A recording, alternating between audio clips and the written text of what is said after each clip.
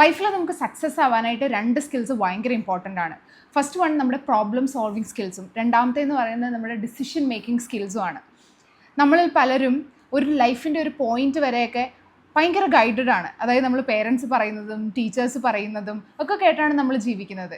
പക്ഷേ ലൈഫിൻ്റെ ഒരു പോയിന്റ് കഴിഞ്ഞിട്ട് നമ്മളൊരു ഡിസിഷൻ എടുക്കേണ്ട ഒരു സാഹചര്യം വരുമല്ലോ, അന്നേരം നമ്മുടെ പല കുട്ടികളും സ്റ്റക്കാണ്. ശരിക്കും പറഞ്ഞു കഴിഞ്ഞാൽ നമുക്കൊരു ഡിസിഷൻ മേക്കിംഗ് സ്കിൽ ഇല്ലാന്നുണ്ടെങ്കിൽ ശരിക്കും പറഞ്ഞാൽ ജീവിക്കുന്നത് മറ്റൊരാളുടെ ലൈഫിലായിരിക്കും, അവരുടെ അഭിരുചിക്ക് അനുസരിച്ചിട്ടൊക്കെയാണ്. അതിൻ്റെ അകത്ത് നിങ്ങൾക്കൊരു സാറ്റിസ്ഫാക്ഷൻ കണ്ട് എത്താനായിട്ട് പലർക്കും പറ്റാറില്ല. പലരുടെ കുടുംബജീവിതങ്ങളും പലരുടെ കരിയറും ഒക്കെ നശിച്ചു പോകുന്നത് നമുക്ക് ഈ ഡിസിഷൻ മേക്കിംഗ് സ്കിൽസ് ഇല്ലാത്തത് കൊണ്ടാണ്. ഇപ്പം നമ്മുടെ ലൈഫിൽ വരുന്ന പ്രോബ്ലംസ് നമുക്ക് ഒരു കാരണവശാലും അവോയ്ഡ് ചെയ്യാനായിട്ട് സാധിക്കത്തില്ല. അത് പ്രോബ്ലം സോൾവ് ചെയ്യാനായിട്ട് നമ്മൾ പഠിച്ചില്ലെങ്കിൽ നമുക്ക് ഒരു കാരണവശാലും ഒരു ഗ്രോത്ത് നിങ്ങൾ എക്സ്പെക്ട് ചെയ്യണ്ട. ഇനി ഈ 2 സ്കിൽസ് നമുക്ക് ഡെവലപ്പ് ചെയ്തെടുക്കാനായിട്ട് സാധിക്കും, അല്ലെങ്കിൽ ഇമ്പ്രൂവ് ചെയ്യാൻ സാധിക്കും എന്ന് വെച്ച് കഴിഞ്ഞാൽ വളരെ സിമ്പിളാണ്. ആദ്യം പേരൻസ് ആണ് ഇതിനൊരു മുൻകൈ എടുക്കേണ്ടത്. നമ്മുടെ കുട്ടികൾ ഒരു പ്രതിസന്ധി വരുന്ന സമയത്ത് അവർക്ക് അത് സോൾവ് ചെയ്യാനായിട്ടുള്ള ഒരു സ്പേസ് ഉണ്ടാക്കി കൊടുക്കുക. നിങ്ങൾ ചിലപ്പം അവരെടുക്കുന്ന ഡിസിഷൻസ് ഒക്കെ നമുക്ക് തെറ്റിപ്പോയെന്നിരിക്കാം. That is okay. അവർക്കൊരു ലേണിംഗ് ഫേസ്. കുട്ടികൾ വീണാലേ നടക്കാനായിട്ട് സാധിക്കത്തുള്ളൂ, അല്ലേ?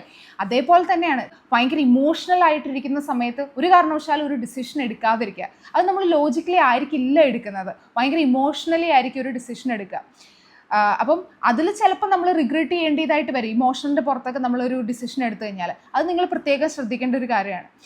പിന്നെ ലൈഫിൽ നമുക്കൊരു പ്രോബ്ലം വരുന്ന സമയത്ത് മറ്റുള്ളവരോടൊരു ഹെൽപ്പ് ചോദിക്കുന്നതിന് മുന്നേ സ്വന്തമായിട്ട് ആ പ്രോബ്ലം എന്താണ് എന്നുള്ളതൊന്ന് അനലൈസ് ചെയ്തിട്ട് ആ പ്രോബ്ലത്തെ ഒരു പല പീസസ് ആയിട്ട് മുറിച്ചിട്ട് അതിനൊരു സൊല്യൂഷൻ നിങ്ങൾ തന്നെ കണ്ടുപിടിക്കാനായിട്ട് ശ്രമിക്കുക.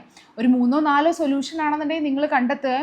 അതിന് ഈ ഒരു സൊല്യൂഷൻ നമ്മൾ ഈ ഒരു ഡിസിഷൻ എടുത്തു കഴിഞ്ഞ് കഴിഞ്ഞാൽ എന്തായിരിക്കും അതിൻ്റെ ഔട്ട്കം എന്ന് നിങ്ങളൊന്ന് കമ്പയർ ചെയ്ത് നോക്കുക. അതിൻ്റെ അകത്ത് നിങ്ങൾക്ക് ഏതാണോ ബെസ്റ്റായിട്ട് തോന്നുന്നത് അത് ട്രൈ ചെയ്ത് നോക്കുക.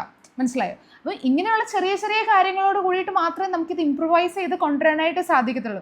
അപ്പോൾ നിങ്ങളൊരു നോ പറയേണ്ട അടുത്തൊരു നോ പറയാനായിട്ടുള്ളൊരു കോൺഫിഡൻസ് ഉണ്ടാവുക. അതേപോലെ തന്നെ ഡിസിഷൻ എടുക്കേണ്ട സമയങ്ങളിൽ ഡിസിഷൻ എടുക്കുക. എങ്കിൽ മാത്രമേ നിങ്ങൾക്ക് ലൈഫിലാണെന്നുണ്ടെങ്കിലും നിങ്ങളുടെ ഫാമിലി ആയിക്കോട്ടെ, കരിയർ ആയിക്കോട്ടെ, എന്ത് മേഖലകളിലാണെങ്കിലും നിങ്ങൾക്ക് നല്ല രീതിയിൽ ശോഭിക്കാനായിട്ടും വളരാനായിട്ട് സാധിക്കത്തുള്ളൂ.